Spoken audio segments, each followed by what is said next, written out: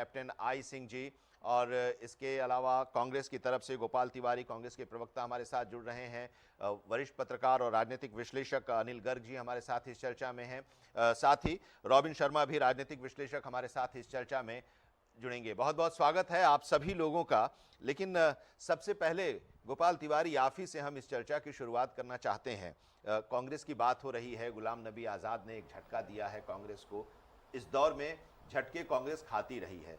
जब महंगाई और बेरोजगारी के खिलाफ कांग्रेस सड़क पर उतर रही है भारत जोड़ो अपनी यात्रा के जरिए, वैसे में अब कांग्रेस अपनी ही अंदरूनी लड़ाई के बवाल में फंसी हुई है।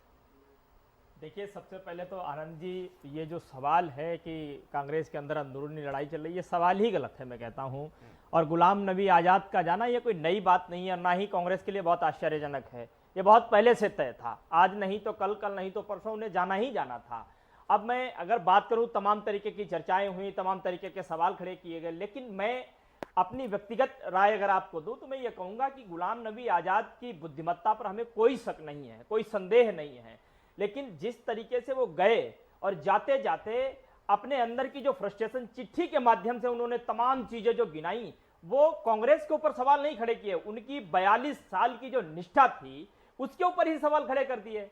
आप बताइए कि जिस पार्टी ने आपको सब कुछ दिया, और जब आप पदों पर रहे, जब आप जो है राज्यसभा में रहे, तब आपने कुछ नहीं किया। लेकिन अब बीच में भी जब राज्यसभा के चुनाव चल रहे थे, तब भी आपने कुछ नहीं कहा, उम्मीद लगा करके बैठे रहे, हो सकता है कि कुछ हो जाए, हो सकता है कि कुछ हो जाए। लेकिन जब सारी उम्मीदें, आपके सारे कयास जब उन पे पानी फिर गया, उसकी बाद में आपने एक ऐसी चिट्ठी, क्योंकि जाना तो तय था, वो कंफर्म था, उसमें कोई दो राय नहीं। कंफर्म तो बहुत पहले से होता आ रहा है, कई लोगों को लेकर होता आ रहा है, और आप कहते हैं कि उससे कोई असर नहीं पड़ेगा, लेकिन असर पड़ते रही। चाहे आप मोरारजी देसाई के दौर से शुरू करें, कांग्रेस टूटी, इंदिरा गांधी सत्ता से बाहर गईं। 89 के दौर की बात करें, वीपी सिंह, उनके बारे में भी इस तरह की बातें कांग्रेस कहती रही, और वो भी सत्ता से कांग्रेस बाहर हुई, वो भी अलग हुए, उनके साथ पुराने कांग्रेसी भी अलग हुए। बाद के दौर में अगर 2014 से 2022 की आज की तारीख तक हम देखें, तो वो सभी लोग, बहुत बड़े बड़े नेता अलग हुए, जो लोग कांग्रेस की एक पहचान हुआ करते थे, और हर बार आप लोगों का यही बयान आता है। नहीं, बिल्कुल, इसको लेकर के मेरी एक छोटी सी, मतलब मैं आपसे बात कहना चाहता हूं कि देखिए, आज भारत एक ऐसे दौर से गुजर रहा है जहां पर एक बड़ी शक्ति के खिलाफ सामने खड़े होने में लोगों को डर लगता है। तो आज कांग्रेस का नवीनीकरण भी हो रहा है, और बहुत बड़ी हठधर्मिता की जो सत्ता इस समय देश में चल रही है, जिसने भारत की पूरी व्यवस्था को तहस नहस करने का जो है हाशिया पर ला करके खड़ा कर दिया है, आज उसके खिलाफ हम खड़े हैं। और उसके खिलाफ खड़े होने में जो डर रहा है, जिसे ये लगता है कि कल को हमारे घर सीबीआई आएगी, हमारे घर ईडी आ जाएगी, कल को हमारे पुराने कोई राज खुल जाएंगे, तो जायज सी बात है, वो हमारा साथ छोड़ेंगे। और हमारा मतलब आपके कहने का मतलब यह है कि जो लोग आपका साथ छोड़ रहे हैं, जितने लोगों ने हमारा साथ छोड़ा है, तो उसमें 99.9% कहां गए हैं? भारतीय जनता पार्टी में शामिल हुए हैं। इसका तो सीधा और साफ संदेश है ना कि वो किस मंशा के साथ छोड़ते हैं और किस मंशा के साथ जाते हैं, वहां शामिल होते हैं। तो ये बात, एक मिनट चाहूंगा, आप मेरी 1 मिनट ध्यान से बात सुने।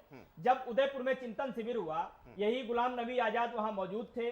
भारत जोड़ो यात्रा का जब फैसला लिया गया, उस फैसले में भी वहां मौजूद थे। 2019 में, 2020 में, 21 तक के मैं आपको बयान निकाल करके दिखा देता हूं। यही गुलाम नबी आजाद थे जो ये कहते थे कि भारतीय जनता पार्टी की कुनीति के खिलाफ कोई सबसे बड़ा विपक्ष का रोल अदा कर सकता है तो वो राहुल गांधी, कांग्रेस पार्टी को सबसे अच्छा कोई लीड कर सकता है तो राहुल गांधी। अचानक से ऐसा कहां कब कहा? राहुल गांधी के बारे में बयान सुनवा देता हूं। कहां ऐसा? बिल्कुल ऐसा पार्टी के अध्यक्ष हैं, वो लोग बोल सवाल उठाया, आपको इसी डिबेट में वो कैप्टन आई सिंह जी, अगर कोई कांग्रेस लीडरशिप दे सकता है और लीडरशिप कोई कर सकता है, वो सिर्फ राहुल गांधी कर सकते हैं। और अगर